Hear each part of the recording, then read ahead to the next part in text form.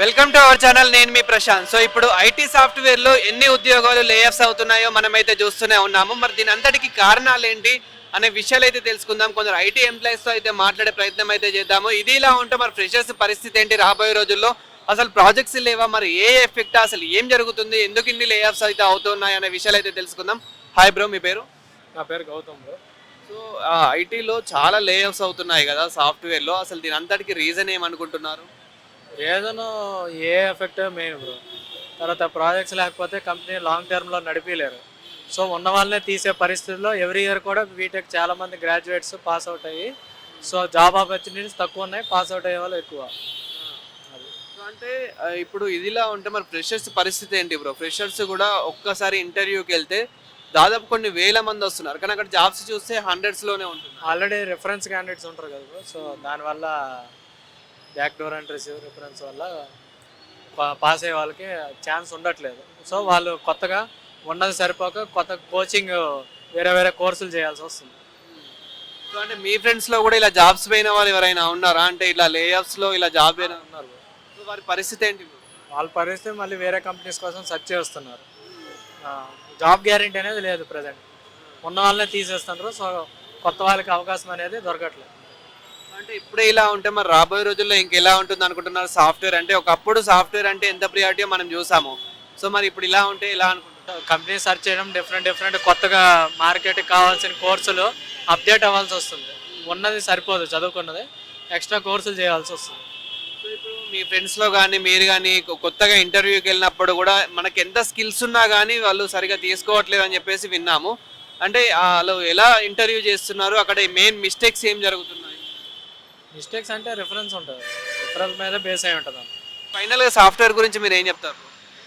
Job guarantee అనేది లేదు, security అనేది లేదు. ఎప్పుడు ఉంటుందో ఊడుతుందో ఏందని. ఫర్దర్గా ఇంకేమైనా చూసుకుంటే బాగుంటుంది అంటారా? ఫర్దర్గా డిఫరెంట్గా చాలా ఆపర్చునిటీస్ ఉన్నాయి కదా. ఇన్ డిమాండ్ ఇప్పుడు ఏమైతే స్కిల్ ఉన్నాయో ఆ కోర్సులు చేస్తే better. Thank you. Hi ma'am, మీ పేరు? భవాని. సో ఇప్పుడు సాఫ్ట్వేర్లో చాలా లేఆఫ్స్ అవుతున్నాయి కదా, చాలా మంది తీసేస్తున్నారు కదా, అంటే దీని అంతటికి రీజన్ ఏమనుకుంటున్నారు? సో ప్రాజెక్ట్స్ లేవు, ఆబ్వియస్లీ ఏఐ రీప్లేస్ చేసింది. బట్ ద థింగ్ ఏంటంటే ఎవరైతే సాఫ్ట్వేర్ ఇంజనీర్స్ ఉన్నారో వాళ్ళకి వర్క్ హెల్ప్ చేస్తుంది ఏఐ. అది లీడ్ చేస్తుంది తప్ప రీప్లేస్ చేయలేదని నా feeling. So it depends on the projects. అంటే ఇప్పుడే ఇలా ఉంటే మరి రాబోయే రోజుల్లో ఇంకెలా ఉంటుంది అనుకుంటున్నారు? But I can't predict and I can't tell you because I'm not in to software, I'm in to HR. So I can't. అంటే మీ ఫ్రెండ్స్లో కూడా చాలా మంది అయిపోయి ఉంటాయి. సాఫ్ట్వేర్ హాయ్ మ్యామ్, మీ పేరు? వాసవి. సో ఇప్పుడు సాఫ్ట్వేర్లో చాలా మందిని తీసేస్తున్నారు కదా, అంటే లేఆఫ్స్ చాలా అవుతున్నాయి కదా, దీనికి రీజన్ ఏమనుకుంటున్నారు? మోస్ట్లీ ఏఐ అని అందరూ అనుకుంటారు, బట్ స్కిల్ బేస్ ఉంటుంది. ఒక్కొక్కరికి ఒక్కొక్క స్కిల్ ఉంటుంది. సో ప్రాజెక్ట్లో ఏ స్కిల్ అయితే రిక్వైర్డ్ ఉంటుందో దాన్ని ఎక్కువ నేర్చుకోవాలి. సో అప్పుడే వాళ్ళకి స్కోప్ ఉంటుంది ప్రాజెక్ట్లో. అంతే. ఇప్పుడు ప్రాజెక్ట్స్ కూడా ఎక్కువ లేవు మోస్ట్లీ. సో మైట్ బి అది అని రీజన్ అనుకుంటున్నాను. అంటే మీ ఫ్రెండ్స్లో కూడా చాలా మందిని తీసేసి ఉంటారు కదా, వాళ్ళ పరిస్థితి ఏ విధంగా ఉంది? వాళ్ళు సర్చ్ చేసుకుంటున్నారు బయట జాబ్స్ అండ్ ఇంటర్వ్యూస్ ఇస్తున్నారు. That's it. సో ఇప్పుడు అంటే ఇలా ఉంటే మరి ఫ్రెషర్స్ పరిస్థితి ఏంటి మేడం? అంటే ఒక 100 జాబ్స్ ఉంటే కొన్ని వేల మంది ఇంటర్వ్యూస్కి వస్తున్నారు కదా, సో మరి ఫ్రెషర్స్కి వాళ్ళ పరిస్థితి ఏంటంటారు? ఇప్పుడు ఫ్రెషర్స్ అందరూ ఏఐ మీద ఫోకస్ చేయాలి. AI at least minimum AI knowledge ఉండాలి. ప్రతి దాంట్లోనూ ఏఐ వస్తుంది కాబట్టి దాంట్లో కొంచెం నాలెడ్జ్ ఉంటే బెటర్. సో ముందే ఏ టూల్స్ నేర్చుకుంటే బాగుంటుంది వాళ్ళ ఫ్యూచర్ అంటారు? ఎస్. సో అంటే ఓన్లీ నాట్ ఏఐ. ఇప్పుడు మెడికల్ దాంట్లో ఏఐ సపరేట్ ఉంటుంది, సాఫ్ట్వేర్ దాంట్లో ఏఐ సపరేట్ ఉంటుంది. వాళ్ళకు ఇండస్ట్రీలో ఏది బెస్ట్ ఉంటుందో దానికి ఏఐ యాడ్ అవుతుంది అంతే. అయినా అంటే మీరు ఒకప్పుడు ప్రిఫర్ చేస్తే సాఫ్ట్వేర్నే ప్రిఫర్ చేస్తుండే కదా, సో మరి ఇప్పుడు ఇంకా రాబోయే రోజుల్లో దేన్ని ప్రిఫర్ చేస్తే బాగుంటుంది? నేను చెప్పలేనండి, అది ఎవరి ఇష్టం వాళ్ళని, నేను చెప్పలేను. అంటే మీరు మ్యారేజ్ చేసుకోవాలనుకున్నా కానీ సాఫ్ట్వేర్ అబ్బాయిని చేసుకోవాలనుకుంటున్నారు కదా, అంటే ఒక నార్మల్గా ఒకప్పుడు అయితే అలా ఉంటుండే కదా, మరి ఈ రోజుల్లో ఇట్లా సాఫ్ట్వేర్ ఉద్యోగుల్ని తీసేస్తున్నారు కాబట్టి మరి మీ ఒపీనియన్ ఏంటి madam? I don't have any opinion on that. I cannot say also because I am also software employee, so I cannot say.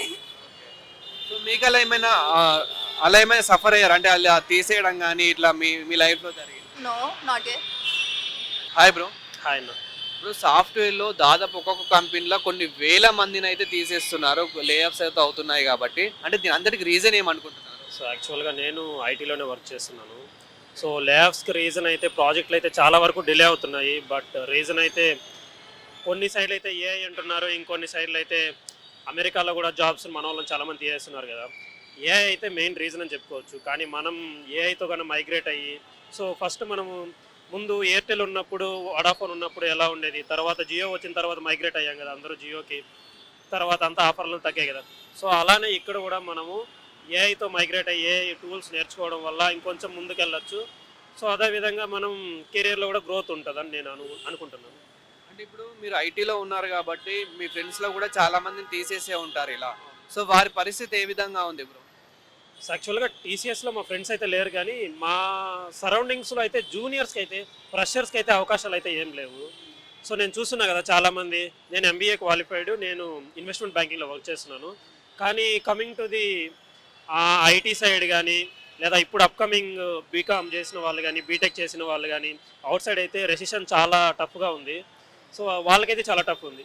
Seniors అయితే ఈజీగా వెళ్ళొచ్చు, కానీ జూనియర్స్ రావడానికి మాత్రం చాలా టఫ్ ఉంది. సో అంటే ఇప్పుడు మీరు జూనియర్స్ ఫ్రెషర్స్ అంటున్నారు కాబట్టి, అండ్ ఎక్కడైనా కానీ ఫ్రెషర్స్కి ఏమైనా జాబ్స్ ఉన్నాయా అంటే ఒక 100 అలా ఉంటున్నాయి, 100లో ఉంటున్నాయి, కానీ కొన్ని వేల మందిలో వస్తున్నారు. అయినప్పటికీ ఎవరి సరిగ్గా అంటే సెలెక్ట్ అవ్వట్లేదు. దానికి కూడా రీజన్ ఏమై ఉంటుందంటారు? సో దానికి రీజన్ ఏరా అంటే ప్రతి ఒక్కరూ అందరూ బీటెక్ చేసేసారు. ఇప్పుడు నేను మ్యాథ్స్కి సైన్స్కి భయపడేసి సిఈసి తీసుకున్నా. అందరూ అలా కాదు. అప్పుడు ఇంట్లో ఇన్ఫ్లుయెన్స్ వల్లనో ఇంకో రీజన్ వల్లనో అందరూ మ్యాథ్స్ తీసుకొని ఎంపీసీ చేసి దాని తర్వాత బీటెక్ అంటూ అందరూ బీటెక్ సైడ్ వెళ్ళిపోయారు. ఎవరైతే సిఈసి చేసి బీకామ్ చేసి లైక్ ఇట్ సైడ్ వచ్చారో, ఎంబీఏ చేశారో, వీళ్ళకి చాలా ఆపర్చునిటీస్ ఉన్నాయి. ఇప్పుడు నేను యాజ్ ఏ ఎంబీఏ గ్రాడ్యుయేట్గా నేనైతే చెప్తున్నాను, చాలా వరకు ఎంబీఏ వాళ్ళకైతే అండ్ బీకామ్ వాళ్ళకైతే చాలా ఆపర్చునిటీస్ ఉన్నాయి అవుట్ సైడ్. ఐటీ సైడ్ ఉన్న వాళ్ళకి మాత్రము చాలా క్రిటికల్ కండిషను. ఎందుకంటే చూస్తున్నారు కదా, ఏఐ రావడం వల్ల ఒక మనిషి చేసే వర్క్ని 50 మంది చేసే వర్క్ని ఒక ఏఐ చేస్తుంది కదా. ఇప్పుడు మీరు ఐటీలో ఉన్నారు కాబట్టి ఫ్యూచర్లో ఈ ఐటీలో ఏఐ అనేది పూర్తిగా వచ్చింది అనుకోండి, సో అప్పుడు ఇంకా పరిస్థితి ఏ విధంగా ఉంటుంది అనుకోవచ్చు? సో సాఫ్ట్వేర్ ఉద్యోగులు ఇంకా చాలా మందిని తీసేస్తారు అనుకోవచ్చా? చాలా జాబ్స్ పోతాయి అనుకోవచ్చా? లేదు, చాలా జాబ్స్ క్రియేట్ అవుతాయి. ఎందుకంటున్నారు అంటే ఇప్పుడు ముందు ఫస్ట్ సాఫ్ట్వేర్ వచ్చినప్పుడు కూడా చాలా వరకు చిన్న చిన్న కంప్యూటర్ షాపులు పెట్టుకున్న వాళ్ళు వీళ్ళందరూ తీసేశారు కదా ఇన్స్టిట్యూషన్లు అంతా. తర్వాత వచ్చేసి మన వాళ్ళు సాఫ్ట్వేర్ వచ్చిన తర్వాత సాఫ్ట్వేర్కి మైగ్రేట్ అయ్యారు, ఆ విధంగా చదువుకున్నారు. అలా ఇప్పుడు ఆర్టిఫిషియల్ ఇంటెలిజెంట్ కానీ లేకపోతే ఏఎంఎల్ అని ఉంటుంది. సో ఇవి చదువుకున్నామంటే ఈజీగా మనం మైగ్రేట్ అవ్వచ్చు. దెన్ ఇంకా ఆపర్చునిటీస్ ఇంకా ఎక్కువ ఉంటాయి. Thank you bro. Hi bro, మీ పేరు? నా పేరు శ్రీను. ఓకే, చాలా మందిని ఇప్పుడు సాఫ్ట్వేర్లో తీసేస్తున్నారు కదా, దాదాపు కొన్ని వేల మందిని అయితే తీసేయడం జరుగుతుంది. దాని అంతటికి రీజన్ ఏమై ఉంటుంది? రీజన్ ఒకటి ఫస్ట్ థింగ్ చెప్పాను కదా, ఫిల్టర్ స్కిల్స్ అప్డేట్గా చేసుకోకపోవడము, ఒకే స్కిల్ మీద డిపెండ్ అయి ఉంటారు, అది ఒకటి. ఇప్పుడు ఏఐ వచ్చింది అంటే ఒక 5-6 మంది చేసే పని ఒకరే చేయగలరు, అది ఒకటి అడ్వాంటేజ్. అంటే దానివల్ల reason, one of the reason. అంటే ఏ ఎఫెక్ట్ అంటారు? ఏ ఎఫెక్ట్ అంటే అది ఒకటి వన్ ఆఫ్ ది ఎఫెక్ట్. అంటే అన్నిగా చెప్పాను కదా, ఈ కరోనాలో ఫేక్ ఎక్కువైంది, అది ఒకటి. అదే రీజన్ అంటారా, లేదంటే ఇంకా ప్రాజెక్ట్స్ లేక అలా ఏమన్నా? లేదండి, ప్రజెంట్ మొత్తం అన్ని డిజిటలే కదా, వర్క్ అయితే ఉంది. But a main reason, second reason update అవ్వకపోవడము స్కిల్స్, నెక్స్ట్ ఒకే స్కిల్ మీద ఉండడము, థర్డ్ వన్ ఫిల్టర్. ఫేక్ ఎక్కువ, కరోనాలో ఫేక్ ఎక్కువైంది. అలా ఉన్న పలంగా ఒకేసారి తీసేస్తే వాళ్ళ పరిస్థితి ఏంటంటారు? ఏముందండి, ఇప్పుడు మళ్ళీ స్కిల్స్ అప్డేట్ చేసుకోవడము, మళ్ళీ ట్రై చేయడము. ఇంకో కొందరు డబ్బు ఉన్న వాళ్ళు బిజినెస్ సైడ్ వెళ్ళిపోతారు. Depends on person to person. So ఇప్పుడే ఇలా ఉంటే మరి ఫ్రెషర్స్ పరిస్థితి ఏంటి బ్రో? ఇప్పుడే ఇలా ఉంటే ఫ్రెషర్స్ పరిస్థితి ఏంటి? ఫ్రెషర్స్ వాళ్ళకుండే అవకాశాలు వాళ్ళకు ఉంటాయి కదా, వాళ్ళకున్న నాలెడ్జ్ ప్రకారం. అంటే ఇప్పుడు ఒక 100 జాబ్స్ ఉంటే కొన్ని వేల మంది వెళ్తున్నారు కదా, సో జాబ్స్ మాత్రం లెస్. ఫస్ట్ మార్పు రావాలా. అందరూ ప్రతి ఇంట్లో ఇప్పుడు ఏమైనా మోటివేట్ చేస్తుందంటే స్టడీస్ అవ్వగానే అందరూ ఐటీ సైడ్ వెళ్ళాలి, అది ఫస్ట్ మారాలి. అది అంటే మిగతా వేరే ఫీల్డ్స్ ఉన్నాయి, వాళ్ళకి ఇంట్రెస్ట్ ఉన్న కోర్స్ చేస్తున్నారు. దానివల్ల ఏమవుతుందంటే ఐటీలో ఎక్కువ అవుతుంది ఆ కాంపిటీషన్. మీ ఫ్రెండ్స్ లో కూడా ఇలా ఫేస్ చేసే వాళ్ళు? నేను కూడా ఫోర్స్ మీదనే వచ్చిన. ఇప్పుడు నేను ఐటీఏ జాబ్ చేసింగ్లో ఉన్నా, అది కూడా ఫోర్స్ మీద. నేను చదివిన సివిల్. అది మన ఇంట్లో మార్పు రావాలా, సొసైటీలో మార్పు రావాలా. అంతే. Thank you. Thank you.